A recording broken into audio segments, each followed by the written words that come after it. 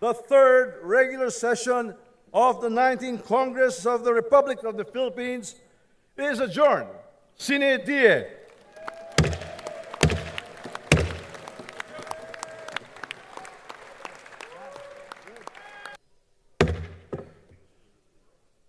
The session is resumed. The chair will now address the body.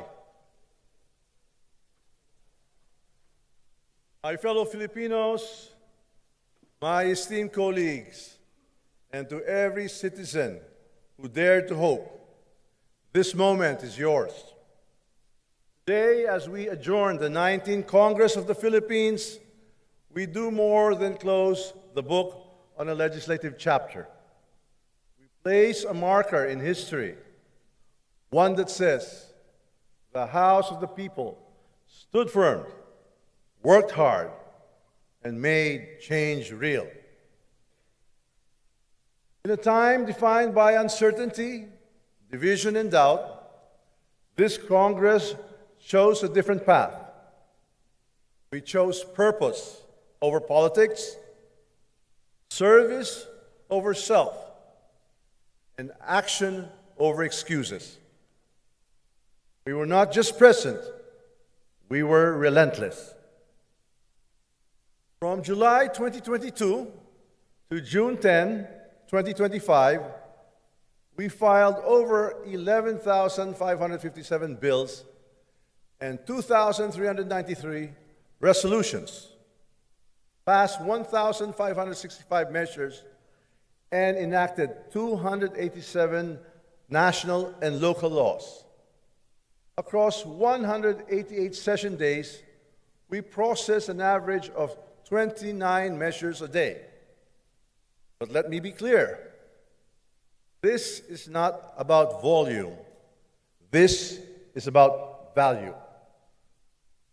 Po itong paramihan ng batas, ang tanong may silbi ba sa tao? And I say with conviction, yes, these laws mattered. These laws made lives better. Under the guidance of this Congress, aspirations became laws. We secured our sovereignty through the Philippine Archipelagic Sea Lanes Act, the Philippine Marine Zones Act, and the Self-Reliance Defense Posture Program. We protected our farmers through the Anti-Agriculture Economic Sabotage Act and revived forgotten industries through the Salt Industry Development Act. We unlocked investments with the Maharlika Investments Fund Act, the Ease of Paying Taxes Act, and the Create More Act. We brought education and employment within the reach through the Academic Recovery and Accessible Learning ARAL Program Act, expanded Tertiary Education Equivalency and Accreditation Program Act, and Enterprise-Based Education and Training Framework Act. We adopted to a digital future with the Internet Transaction Act and the VAT on Digital Services Law. We laid the groundwork for the sustainable expansion of our energy supply through the Philippine Natural Gas Industry Development Act and amendments to the IPIRA Law. These are not mere statutes. They are strategic shifts. They redefine the role of government from passive bystanders to active catalysts. Batas na may tapang, batas na may puso, batas na may saysay. We did not legislate for headlines. We legislated for history. Our legislative work was never done in isolation. Every measure we passed was in deliberate alignment with the two cornerstones of our national transformation. President Ferdinand R. Marcos Jr.'s Bagong Pilipinas government's agenda and the Philippine Development Plan 2023-2028. We translated vision into law, We took the administration's whole of government, whole of society approach and turned that into action that benefits every Filipino. We attribute our success to the strong partnership between the executive and legislative branches, a partnership that must continue to deliver for the Filipino people. Ang mga reformang ipinasa ng Kongresong ito ay may direksyon, may kabuluhan, at may hangarin iangat ang buhay ng bawat Pilipino. From food security to digital transformation, from social protection to economic resilience, this Congress became a legislative engine that powered Bagong Pilipinas. Our collaboration with the executive was neither automatic nor ornamental. It was deliberate and essential. Out of the 64 bills in the common legislative agenda, we enacted 33 into law. We passed 27 out of the 28 priority LEDAC measures on time and on target. This unity was never about surrendering independence. It was about aligning our purpose with the priorities of the Filipino people. It was about making government work, not just from Malacanang or from Congress, but as one government, one republic, one nation. 19th Congress was not only productive, it was inclusive. We made space for every voice: women, youth, indigenous peoples, persons with disabilities, and marginalized sectors. Ito ang tunay na tahanan ng mamamayan, bukas sa lahat, para sa lahat.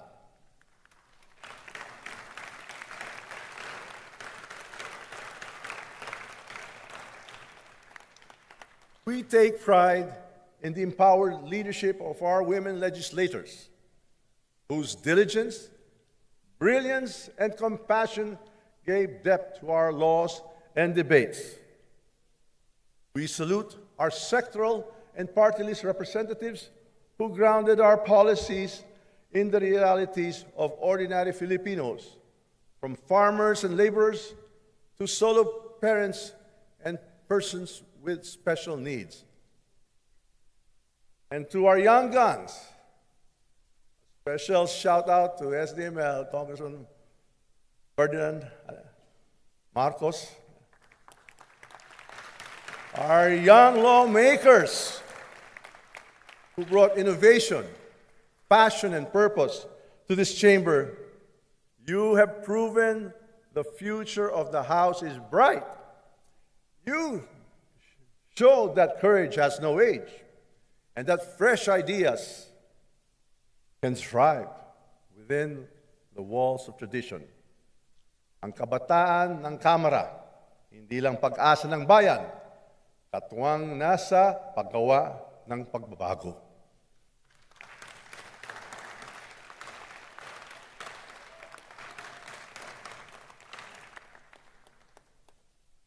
We also commend the senior statesmen and institutional leaders who chaired our most strategic and demanding panels. Quad Committee and the TRICOM, which ensured cohesion across our most complex priorities. Committee on Good Government and Public Accountability, which fearlessly tackled anomalies and upheld the House's moral compass. And the Murang Pagkain para sa Pilipino Super Committee, which refocused government action on food security and affordability. These committees help restore public trust, proving that transparency, efficiency, and compassion can coexist with lawmaking. Also today, I rise, not in defiance, but with resolve, guided by duty, grounded in principle. The decision of the Senate, sitting as an impeachment court to return the articles of impeachment is deeply concerning. These articles were transmitted by the Chamber in accordance with the Constitution and with the overwhelming support of 215 members who answered the people's call for accountability. Let me speak plainly, yet with utmost respect. The House of Representatives acted not out of haste, but with deliberate care. We followed the law, we honored our mandate, and above all, we stood for what the Filipino people deserve.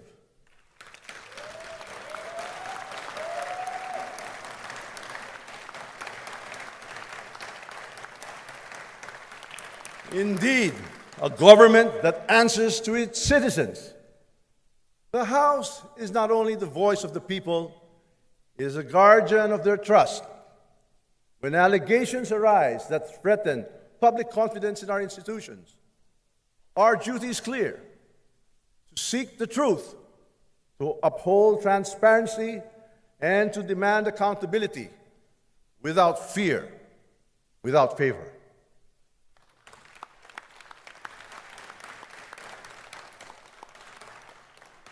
This is not a political exercise. This is our constitutional duty. That is why we will continue to move forward respectfully but resolutely.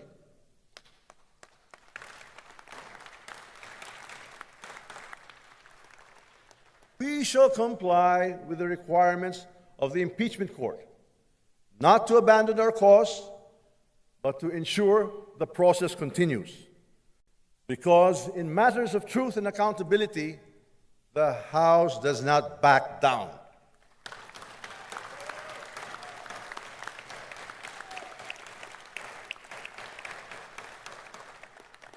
We act not for ourselves, but for the nation, for every Filipino who hopes for clean, honest governance, for every citizen who still believes that public office is a public trust.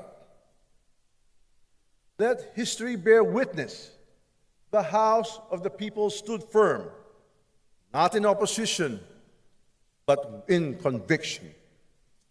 In this House, we did not falter, we stood firm, because that is what the people deserve.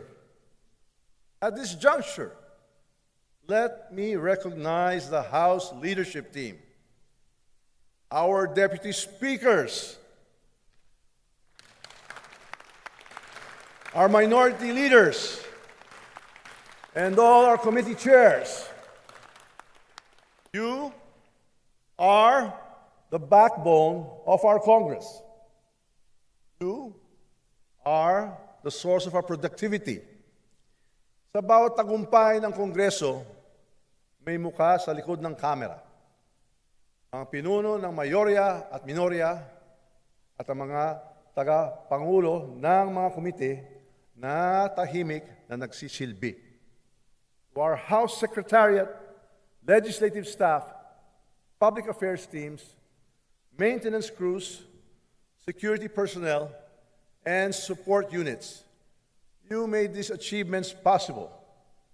To the staff who stayed late so we could finish early, to the hands that delivered our mandates, mandamo nga salamat.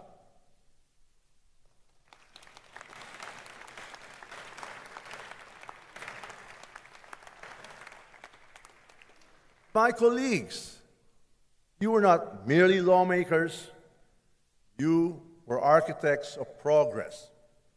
To the Filipino people, your voice echoed in these halls.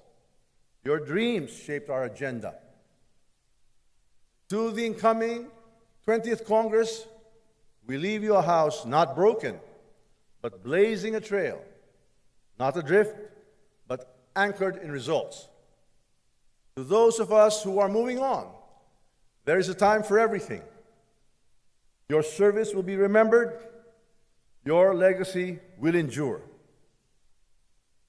We did not just write laws, we wrote a better future. We did not just pass bills, we passed the test of leadership.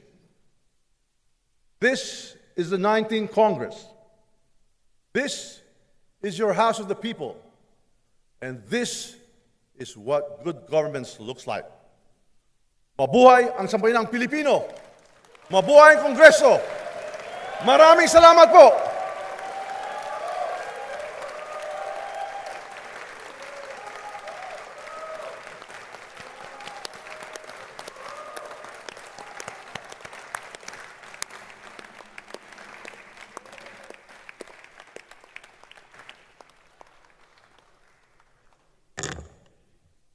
Majority Leader. Mr. Speaker, I move to adjourn sine die, the third regular session of the 19th Congress of the Republic of the Philippines. Is there any objection? The chair hears none. The third regular session of the 19th Congress of the Republic of the Philippines is adjourned. Sine die.